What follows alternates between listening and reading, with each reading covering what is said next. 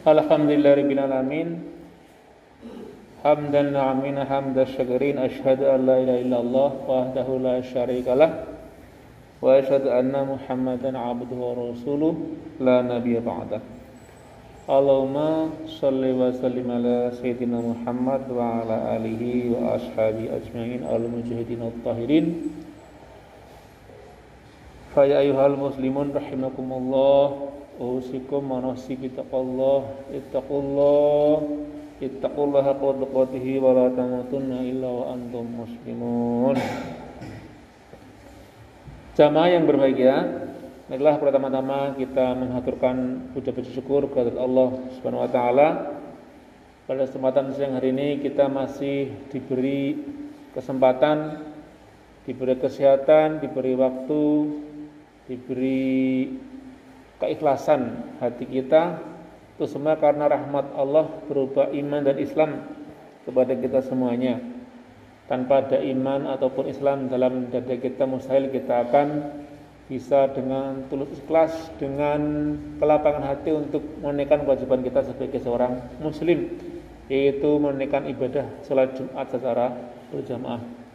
Kita bersyukur sekali jamaah karena beberapa waktu yang lalu kita sudah sekian bulan lamanya tidak atau mungkin tidak bisa ke masjid untuk beribadah bersama-sama. Kalau tidak salah sejak bulan Maret sampai bulan Juni kemarin gitu. Saya juga merasakan sendiri sudah sekian lama tidak berdiri sini untuk berkhutbah kepada kita semuanya. Jadi kita bersyukur akhirnya walaupun dengan suasana yang berbeda harus menjaga protokol kesehatan, ya harus memakai masker dan lain sebagainya, kita akhirnya bisa beribadah lagi secara bersama-sama. Ini sangat kita syukuri gitu. Artinya uzur yang selama ini menjadikan alasan kita tidak bisa ke masjid sudah dihilangkan, walaupun dalam suasana yang dengan persyaratan yang ketat, dengan keterbatasan begitu. Ini kita syukuri. Itu karena mungkin di tempat lain atau mungkin di negara lain barangkali masih tetap menjaga kondisi sehingga malah mungkin belum boleh melaksanakan ibadah secara masif seperti yang kita lakukan hari ini. Kayak misalnya di Mekah nih, jamaah semuanya sekarang pun untuk pelaksanaan ibadah haji dibatasi begitu, hanya sekian ratus atau mungkin sekian ribu orang saja. Kita yang untuk Indonesia ditunda begitu untuk entah sampai tahun berapa begitu. Jamaah yang berbahagia, salawat dan salam semoga senantiasa terlimpah kepada junjungan kita Nabi besar Muhammad sallallahu alaihi wasallam, nabi kita semuanya yang telah diutus oleh Allah SWT untuk membawa terang benderang agama Islam yang akan menyelamatkan kita di dunia ataupun di akhirat begitu. Jadi Islam adalah satu-satunya agama yang Allah ridhoi untuk kita anut, untuk kita jadikan pegangan, untuk kita jadikan tuntunan dalam menjalani hidup ini, dan sebagai tuntunan kita nanti menghadap Allah Subhanahu wa taala. Dalam Ali Imran disebutkan inna dina indallahil Islam, sesungguhnya agama di sisi Allah hanya satu, yaitu agama Islam begitu. Jamaah yang berbahagia, saya berpesan kepada jamaah semuanya dan utamanya kepada saya pribadi, marilah kita meningkatkan takwa kita kepada Allah Subhanahu wa taala. Takwa dalam arti yang sebenar-benarnya, yang sesungguh-sungguhnya, yaitu melaksanakan semua perintah Allah gitu, apapun itu, dan menjauhi semua larangan Allah Subhanahu wa taala. Karena takwa adalah jaminan derajat ataupun kedudukan kita di sisi Allah Subhanahu wa taala. In akramakum indallahi atqakum. Sungguhnya yang paling takwa di antara kita semuanya di sisi Allah adalah yang paling sungguhnya yang paling mulia di antara kita semua di sisi Allah adalah yang paling takwa kepada Allah Subhanahu wa taala. Bukan warna kulitnya, bukan suku bangsanya, bukan status sosialnya, bukan atau mungkin harta bendanya, bukan. Yang menentukan adalah takwa kita kepada Allah Subhanahu wa taala. Nabi itu waktu haji terakhir haji wada jamaah semuanya itu berpesan sangat jelas sekali. Tidak ada kemuliaan orang Arab dan orang non Arab itu, dan sebaliknya tidak ada kemuliaan orang yang hitam dan orang putih.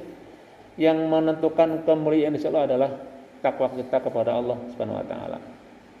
Maka sebenarnya ketika ngapunten kemarin di Amerika itu ada orang kulit hitam yang dibunuh ya toh oleh seorang polisi yang orang menyangka itu hanya karena persoalan ras.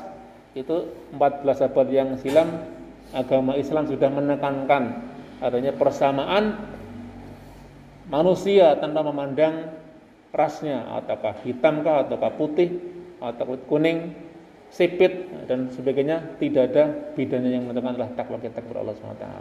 Bahkan jelas sekali jamaah semuanya, ketika waktu itu mungkin sebelum datang Islam, yang namanya orang kulit hitam, budak, itu identik dengan budak kulit hitam itu dianggap sebagai masyarakat yang kelas bawah, malah mungkin disamakan dengan binatang, dengan harta milik begitu.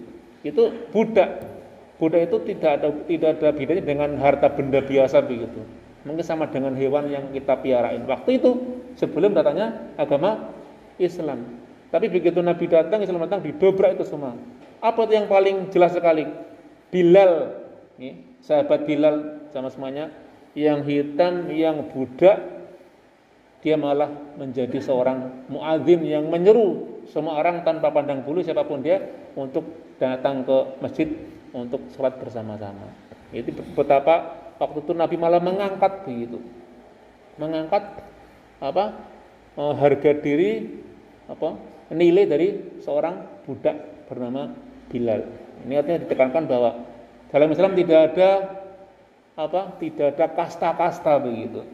Siapapun sama di hadapan Allah SWT. Yang paling mulia adalah yang paling takwa.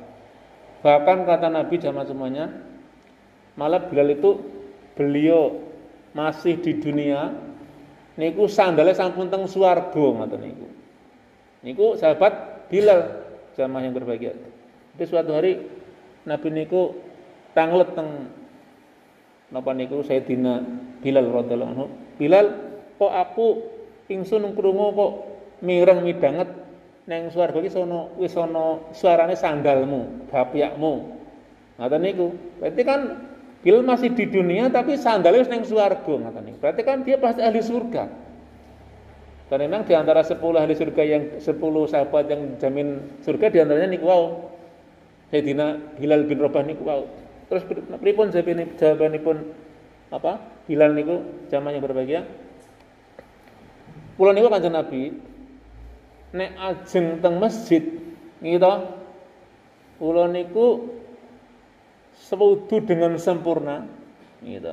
Wudu dengan sebaik mungkin, terus masuk ke masjid, terus saya adzan, terus tahiyatul masjid, salat 2 rakaat sebelum wajib terus menunggu imam datang untuk salat berjamaah. Itu setiap waktu Bilal ngoten niku. Gitu. Jadi menyempatkan wudu dengan sempurna, masuk masjid salat tahiyatul masjid. Ya memang kalau pas kebagian beliau yang azan ya langsung azan, barangkali memang dia itu kan seorang muadzin begitu.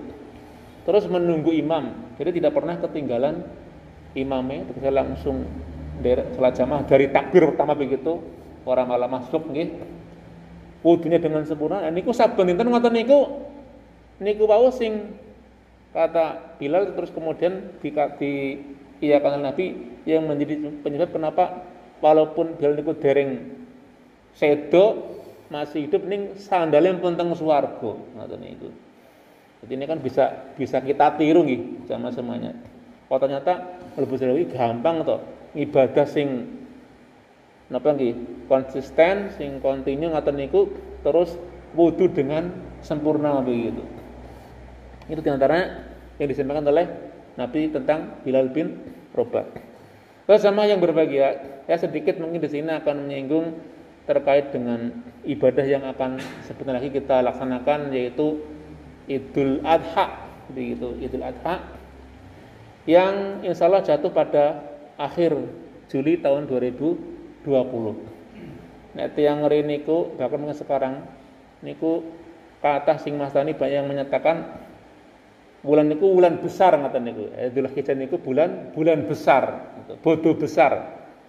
Bahkan di beberapa tempat sama di India misalnya nggih, itu malah orang-orang yang mudik gitu, pulang kampung pada hari Lebaran itu lebih ageng, lebih ramai ketimbang pas Idul Fitri, lebih ramai pas Idul Adha makaten. Gitu, dibanding yang Idul Fitri. Nah, saya mungkin akan sedikit berbagi napa sing kula nate waos ngaten kenapa kok dinamakan bulan besar. Nah, karena memang begini sama semuanya. Jadi diantaranya adalah bahwa pada hari itu tanggal 10 niku satu ada penyembelihan binatang kurban begitu.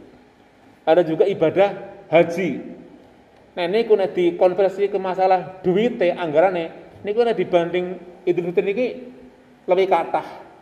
Tumbas wedhus, tumbas sapi kudu ning Mekah niku nek bulan Dzulhijjah. Tapi nek Idul Fitri paling sekedar untuk beli baju barangkali gitu, untuk beli makanan lebaran dan sebagainya kan tidak sebanding dengan yang Idul Adha bagi yang dia berkurban.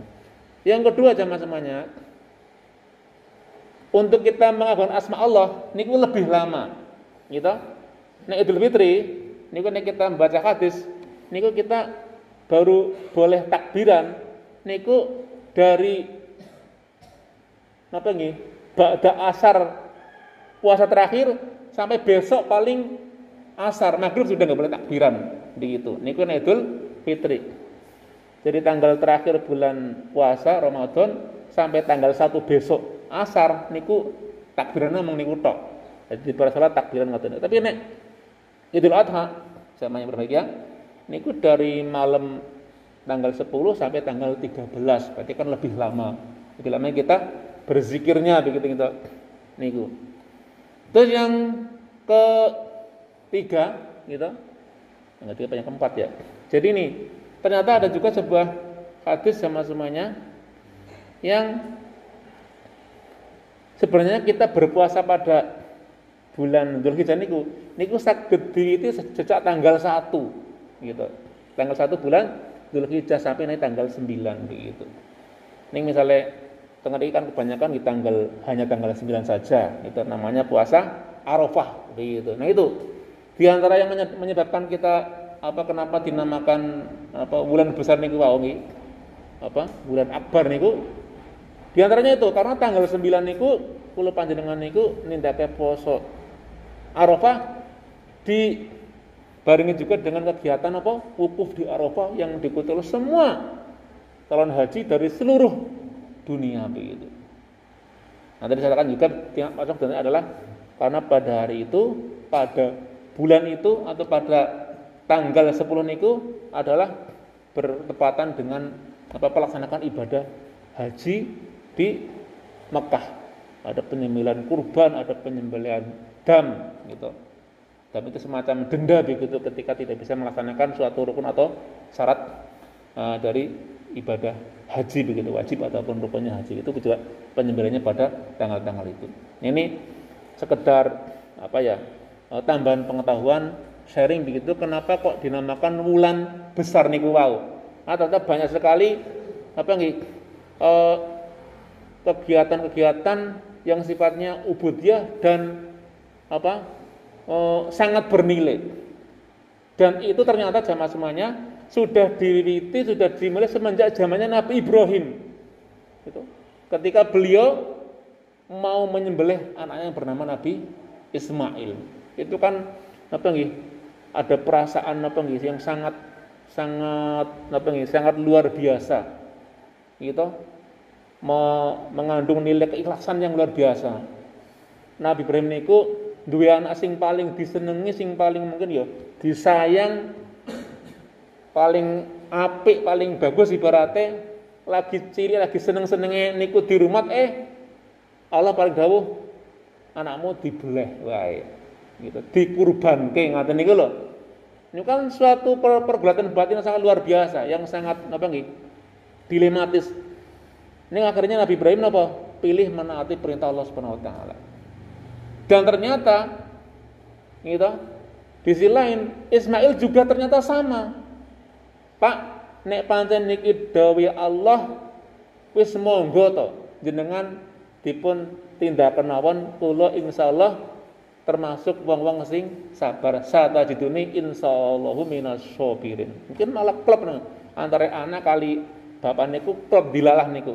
Paling nggih mboten ten diskusi niku. Mboten nonton apa? Mboten nonton semacam kesepakatan mboten. Gur takon tok. Takone mawon rada pripun ngoten. Le iki aku didhawuhi ning Allah kon ngorbanke aku melek kepiye ngoten niku. Niki malah jebul masalah niku Nabi Ismail malah pasrah mawon. Nek pancen niku dawuh Allah kula siap mawon. Ternyata diganti teng Jibril kalian apa niku seekor domba. Lah niki kula panjenengan nek pancen tenan-tenan nderek sunah-sunahipun Kanjeng Nabi Ibrahim, Nabi Muhammad niku monggo sing pancen secara rezeki niku longgar, ada rezeki niku monggo berkurban. Gitu, walaupun mungkin sifatnya niki sunnah muakkadah gitu, buatan wajib. Karena dari imam 4 jamaah yang mewajibkan hanya satu, yaitu Imam Abu Hanifah, Imam Syafi'i, Imam Hambali, Imam Ahmad, Imam Maliki niku nggih, tiga niku hanya sunnah muakkadahkan. Tapi nyatanya walaupun sunnah, Nabi niku setiap tahun pasti berkurban. Tuwalas sanawat alati dhahafiyah. Nabi niku setiap tahun niku berkurban, pasti beli 2 ekor kambing, domba, kambing jantan. Itulah kenapa kita sunahkan memang yang pilih yang lanang mau ampun sing wedok gitu. Sing gemuk-gemuk gitu. Itu tiap tahun tapi pasti beli 2 ekor kambing untuk dipotong sendiri gitu setiap tahun. Jadi walaupun Nabi mungkin hanya bagi Abu Hanifah saja yang mengatakan itu wajib, tapi nyatanya Nabi niku setiap tahun niku berkorban. Artinya kalau panjenengan dari Kanjeng Nabi ini pancen mampu, ya setiap tahun berkorban begitu. Jadi ampun ngasih mboten berkorban, kecuali yang mboten mampu nggih mboten wonten dawuh gitu. Tapi yang mampu harusnya ya kita ikut Kanjeng Nabi. Nah kata yang kan saged kula terakan mugi wonten manfaatipun. Barakallahu li wa lakum bil Qur'anil azim wa nafa'ana bihi min al-ayati wa dzikril hakim. Aqulu qouli hadza wa astaghfirullah innallaha huwal ghafurur rahim.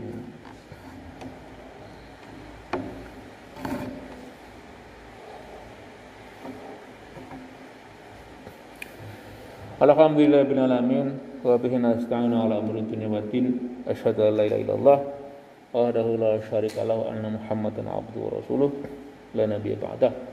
Allahumma shalli wa sallim ala Muhammad wa ala ali Muhammad. Fa ya ayyuhal muslimun rahimakumullah, uzikum wa nafsi bi taqwallah faqad fazal muttaqun wa tazawwadu fa inna khairaz zadi taqwa wa taquni ya ulil albab. Faqala ta'ala fi kitabil karim wa huwa asdaqul qawlin a'udzu billahi minasy syaithanir rajim. Innallaha wa malaikatahu yusholluna 'alan nabi ya ayyuhalladzina amanu shallu 'alaihi wa sallimu taslima. Bismillahirrahmanirrahim. Alhamdulillahil alamin. Hamdan na'imin, hamdan syakirin, hamdan yuafi na'amahu wa yukahi mazidah. Ya Rabbana lakal hamdu kama yanbaghi li jalali wajhikal karim wa 'azimi sultanik. Allahumma shalli wa sallim ala sayyidina Muhammad wa ala ali sayyidina Muhammad sayyidil awwalin wal akhirin wa radhiyallahu ta'ala anil sahabati radhiyallahu ajmain. Allahumma ighfir lil mu'minina wal mu'minat wal muslimina wal muslimat al ahya'i minhum wal amwat. Innaka samin qaribun mujibud da'wat khususan fi maqbarah kiri subuh. Allahumma ighfir lahum warhamhum wa ma'afihim wa'anhum wa asih madkhalahum wa akrim nuzulahum wa badilhum daran khairan min darihim wa zadir khairan min aswajihim. Allahumma la tahrimna ujurahum wa la taftinna ba'dahum wa ighfir lana wa lahum. Allahumma ikhtim lana bi husnil khatimah wa la takhtim alaina bi su'il khatimah. Rabbana atina fid dunya hasanah wa fil akhirati hasanah wa qina adzabannar. Wa sallallahu ala sayyidina Muhammad wa ala ali sayyidina Muhammad. Subhana rabbika rabbil izzati amma yasifun wa salamun alal mursalin walhamdulillahi rabbil alamin. Assalamualaikum warahmatullahi wabarakatuh.